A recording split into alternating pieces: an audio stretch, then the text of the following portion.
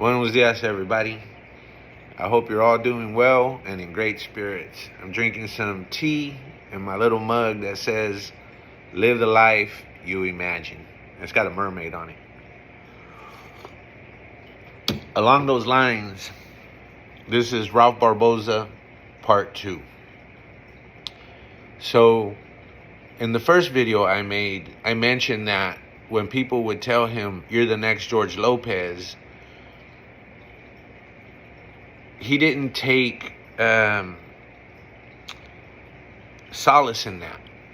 He didn't want to be the next George Lopez. He didn't want to be the next Cheech. He wanted to be Ralph Barboza. And I think that George, although having said that he left a template for others to follow, was in a way also saying, he did say, we don't help people by making it easier for them. And I would argue that in some instances, leaving generational wealth for your kids so they can focus on school and not having to work, pay bills, raise a family, and school will better prepare them for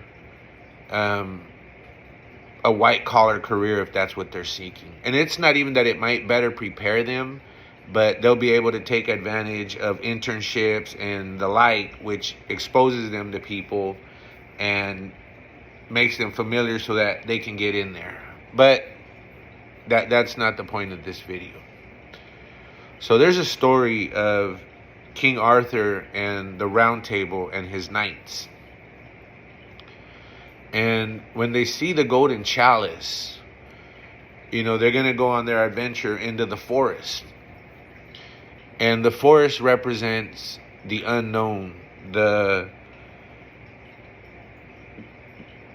It's dark, it's scary, you don't know what's out there.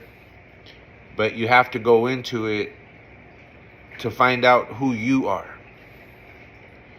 And so the knights talk amongst themselves, and they think that the knightly thing to do, the most noble path, is for all of them to enter the forest at different points.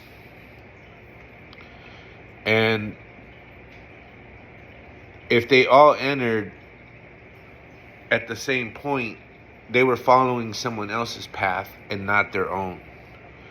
And in not following their own path, they're not on the journey to help them discover who they are. And so all the knights entered at different points. And as the collective, they each beat their own path. And so they do that outside of the constraints of their community and society telling them to be happy and take this path or take that path. That wasn't what they considered the noble thing to do. And so I think that what Ralph Barboza said about not wanting to be the next this person or that person is akin to him going into the forest at his own point and charting his own path. Not being in the shadow of someone else.